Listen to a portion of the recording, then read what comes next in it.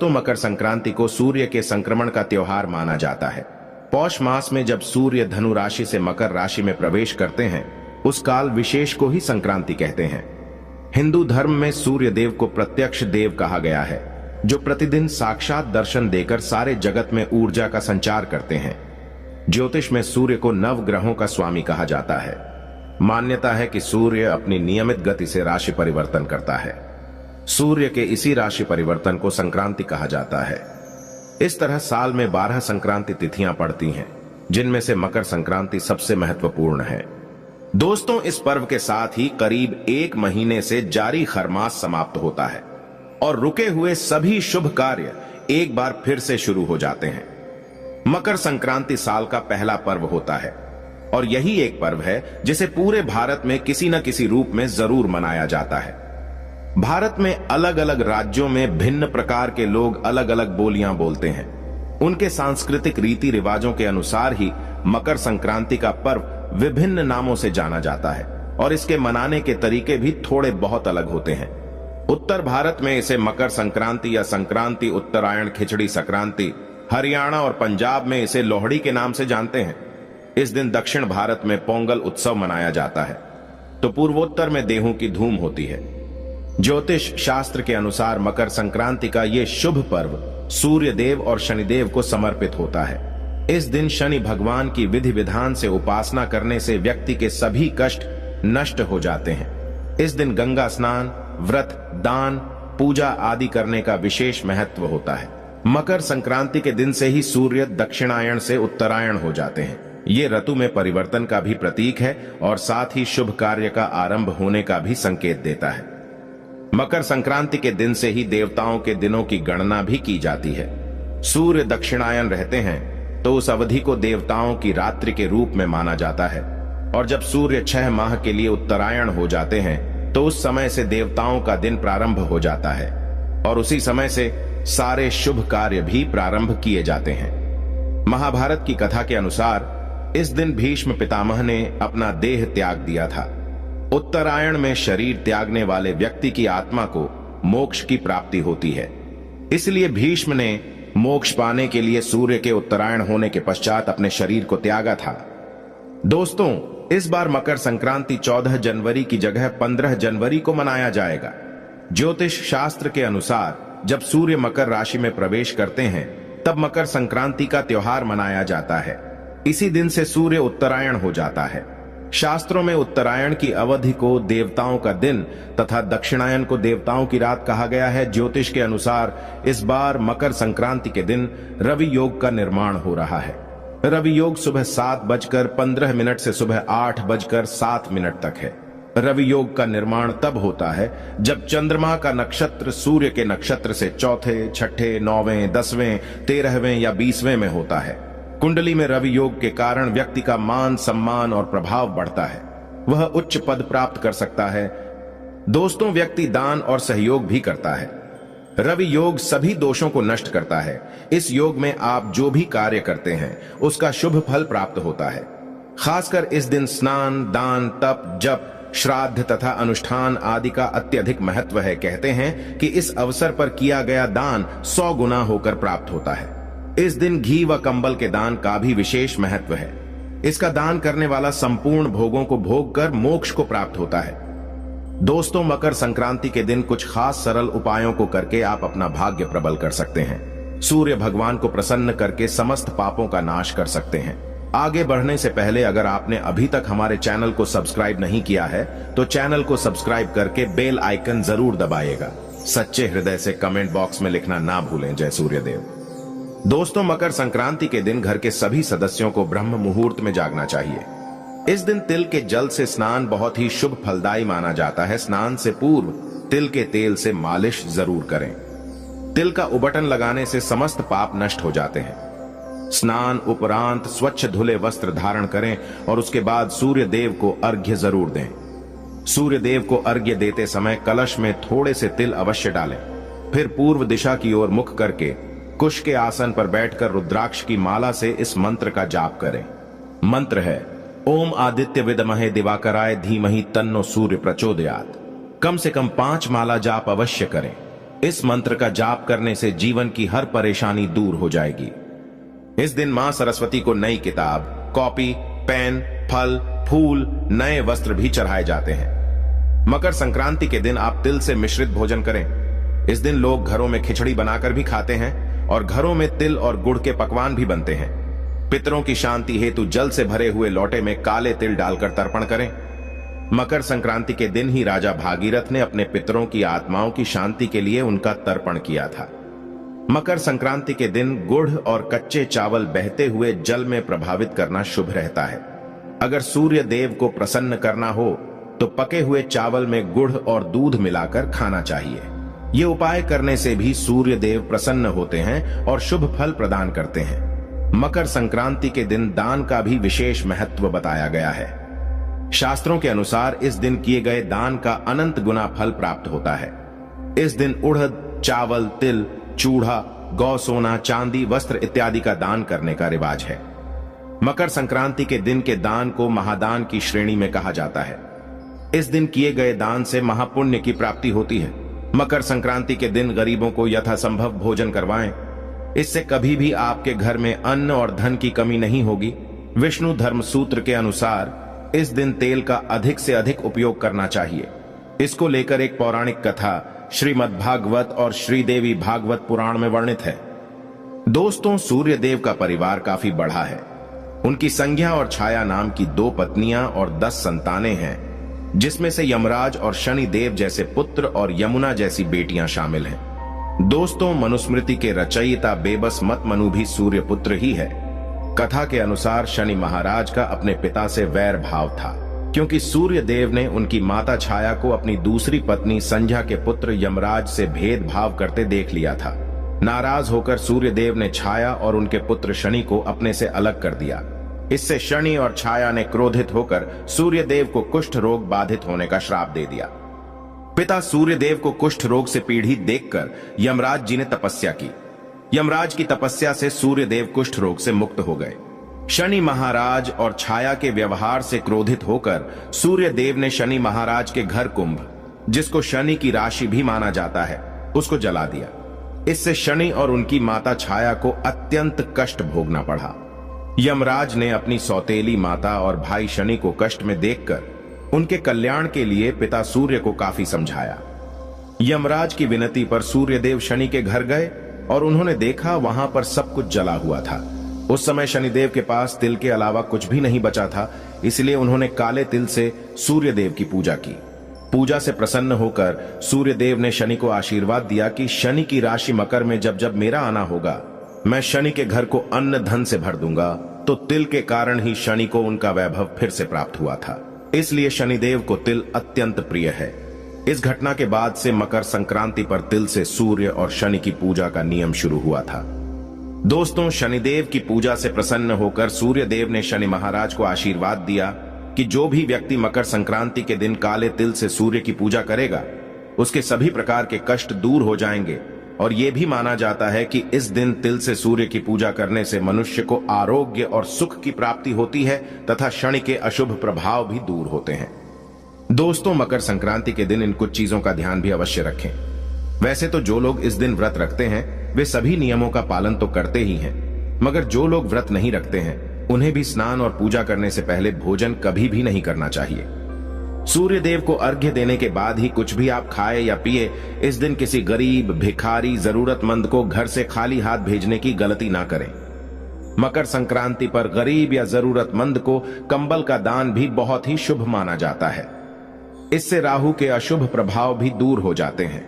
इस दिन सात्विकता बनाए रखें, क्रोध ना करें, कलेश कलह ना होने दें, किसी को अपशब्द ना कहें, झूठ ना बोले, बड़ों का आदर करें, किसी भी गरीब का, किसी कमजोर का, गाय आदि पशुओं का अनादर ना करें। इस दिन सात्विक भोजन ही करें, लहसुन प्याज ना खाएं, मांस मछली मदिरा आदि से दूर रहें। इस दिन सोने चांदी जैसी चीजों की खरीदारी करना बहुत ही फलदायक माना जाता है, मंगलकारी माना जाता है। विशेष रूप से आप इस दिन मां लक्ष्मी के चरण पादुका घर पर लाएं, कमल गट्टे की माला लाएं, उन्हें लाल चुनरी चढ़ाएं, लाल सुपारी, इलायची चढ़ाएं। मां लक्ष्मी को प्रसन्न करने के लिए मकर संक्रांति के दिन आप अपने घर में मीठे व्यंजन अवश्य बनाएं और उन्हें अर्पित कर दें। ऐसी कुछ खाने की खास चीजें जो आप मां को अर्पण करते हैं और प्रसाद स्वरूप परिवार के साथ अगर ग्रहण करते हैं तो मां लक्ष्मी प्रसन्न होकर धन की वर्षा करती है।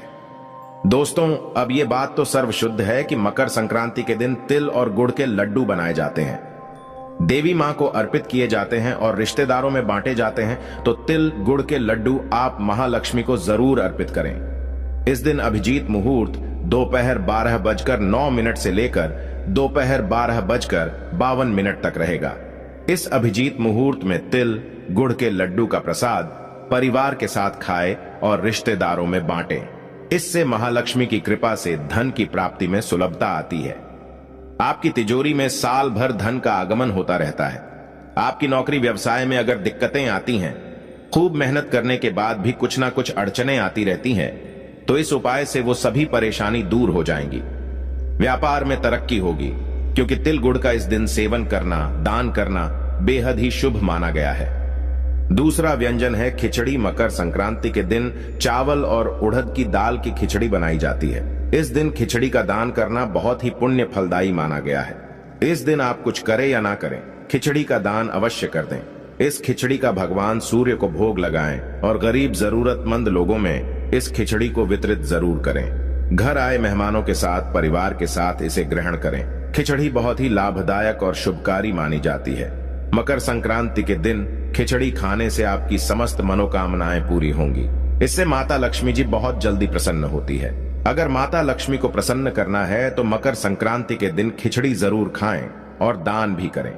इससे सूर्य देवता भी प्रसन्न हो जाते हैं और शनि के दोषों से मुक्ति मिल जाती है।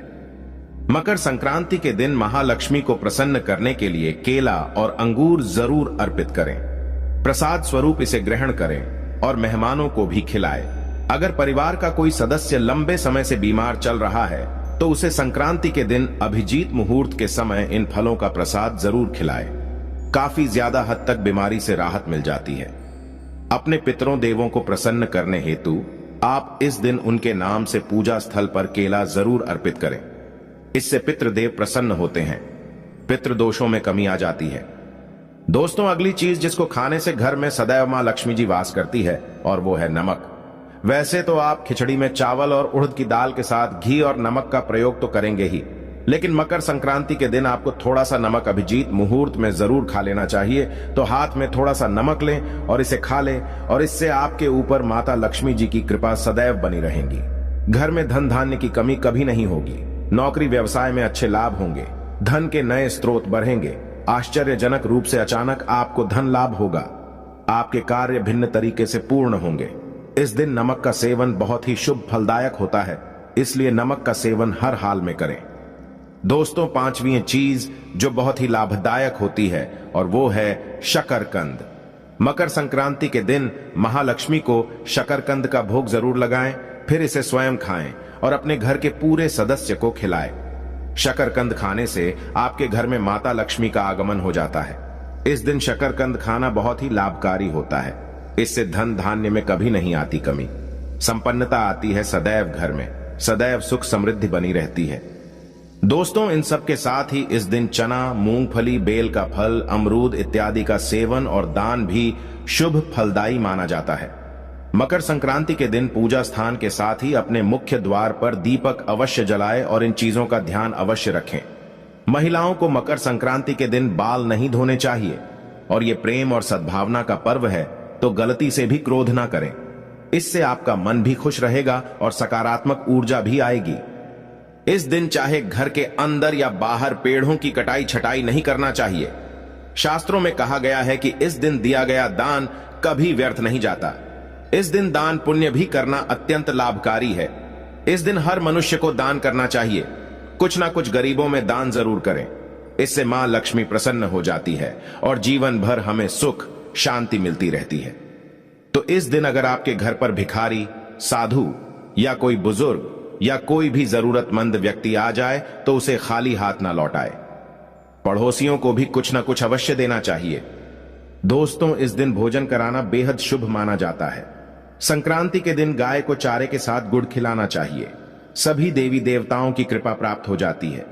माना जाता है किसी गौशाला में 14 गुड़ की ढेलियां लेकर जाएं, और चारे के साथ गाय को खिलाते समय गाय के चरणों को छूकर आशीर्वाद लेना चाहिए। इससे मनुष्य के सभी पापों का नाश होता है। गौमाता में बसे 33 कोटि देवी देवताओं का आशीर्वाद प्राप्त हो जाता है। तो इस मकर संक्रांति पर यह उपाय जरूर करें। घर परिवार में खुशियां और संपन्नता सदैव बनी रहेंगी। चलिए जानते हैं 15 जनवरी मकर संक्रांति दिन चुपचाप गाय को खिला दें। यह एक छोटी सी चीज, रोडपति भी होंगे, करोड़पति मिलेंगे, सभी संकट और कष्टों से मुक्ति, मृत्युदंड, पितृदोष तुरंत होगा खत्म। पूरे साल आपके भरे रहेंगे अन्न धन के भंडार। यूं कहें कि आपकी 7 पुश्तें तक करेंगे।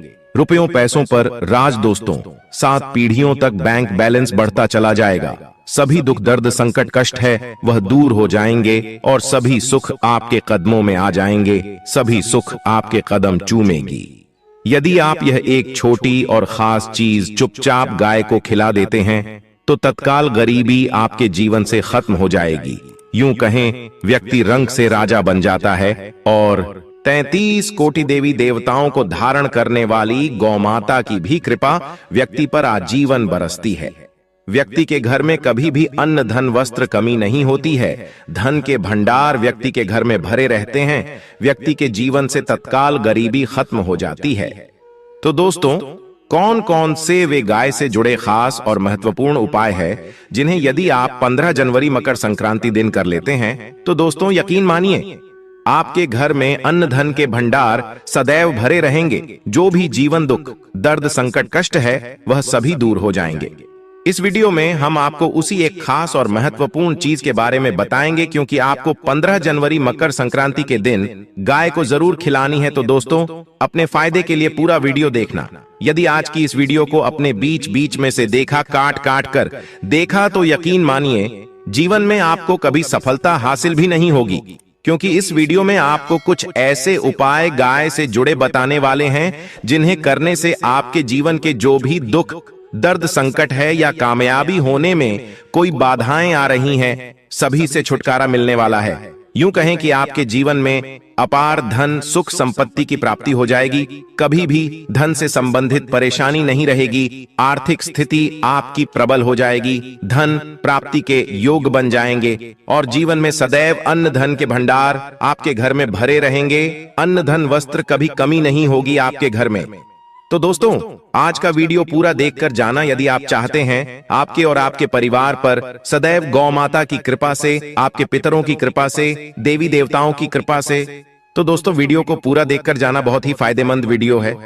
पूरे 500 सालों के बाद ऐसे दुर्लभ संयोग में है, तो पूरा वीडियो देखकर जाना यदि आप लाभ हासिल करना चाहते हैं और 7 पीढ़ियों तक कभी कोई किसी तरह की कमी न हो, ये फल चाहते हैं तो वीडियो को पूरा देख के जाना। बहुत ही लाभप्रद वीडियो है आपके लिए। दोस्तों, वीडियो को आगे शुरू करें उससे पहले आपसे रिक्वेस्ट करते हैं वीडियो को लाइक कर देना और कमेंट बॉक्स में सच्चे दिल से जय गौ माता जरूर लिख देना, जिससे माता की कृपा आपके और आपके परिवार के ऊपर सदैव बरसती रहे।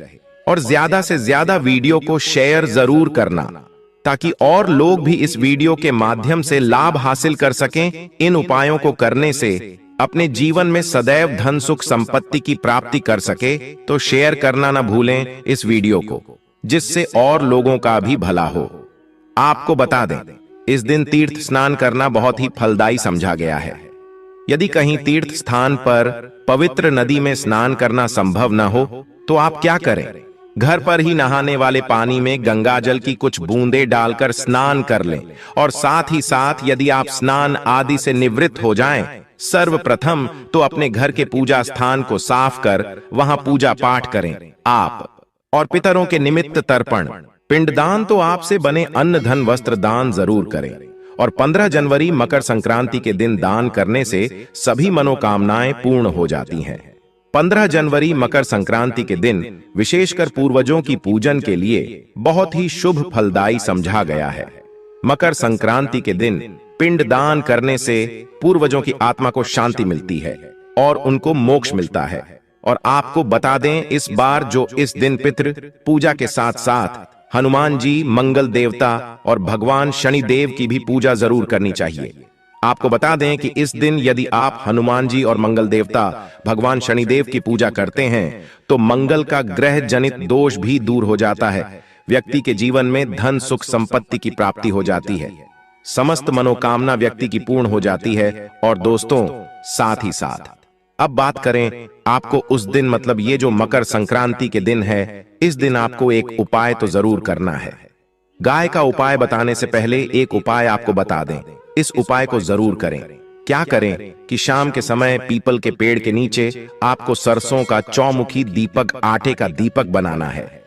चौमुखी, उसमें आपको कलावे की बाती लगाकर सरसों के तेल का दीपक जला देना है और बीच में 2 साबुत फूल वाले लौंग भी डाल दें। फिर देखिए कैसे चमत्कार आपके जीवन में होता है। शाम के समय जलाकर उसे छोड़े, मनोकामना मांग कर दोस्तों 21 दिनों के अंदर आपकी वह मनोकामना पूर्ण न हो जाए तो हमें बता देना। बहुत ही प्रभावशाली उपाय बताया मैंने, आपको बहुत ही दुर्लभ से दुर्लभ है। इस बार नए वर्ष को उपाय को जरूर करें। यह उपाय जो है बहुत ही आपको लाभ देगा। और अब बात करें गाय से जुड़े कौन कौन से उपाय आपको इस दिन, मतलब गाय से जुड़े उपाय जिन्हें करने से व्यक्ति को 7 पीढ़ियों तक बैंक बैलेंस की कमी नहीं होती, दुख दर्द संकट कष्ट दूर हो जाते हैं और सभी सुख व्यक्ति के कदमों में आ जाते हैं। कदम चूमती है सभी सुख और घर में अन्न धन के भंडार सदैव भरे रहते हैं, कोई कमी नहीं होती किसी तरह। कौन कौन से उपाय ध्यान से सुनना, जिस तरह बताएं उसी तरह इन उपायों को आपको करना है। तो चलिए शुरू करते हैं। कौन कौन से गाय से जुड़े उपाय है? प्रभावशाली चमत्कारिक उपाय है जो कि आपकी किस्मत को चमका देंगे। मकर संक्रांति से आपको लाभ शुरू करते हैं। दोस्तों, सनातन परंपरा में गाय गंगा और गायत्री का बहुत ज्यादा धार्मिक महत्व है। मान्यता है कि गौ माता के शरीर पर 33 कोटि देवी देवताओं का वास होता है। गौ माता की पूजा करने वाले जातक पर इन सभी देवी देवताओं की कृपा बरसती है। गौ सेवा से न सिर्फ इस जन्म के बल्कि पूर्व के भी दोष दूर हो जाते हैं। गाय से हासिल पंचगव्य का उपयोग जरूर शामिल करें, क्योंकि पंचम गव्य के बिना कोई भी पूजा पाठ और हवन सफल नहीं होता।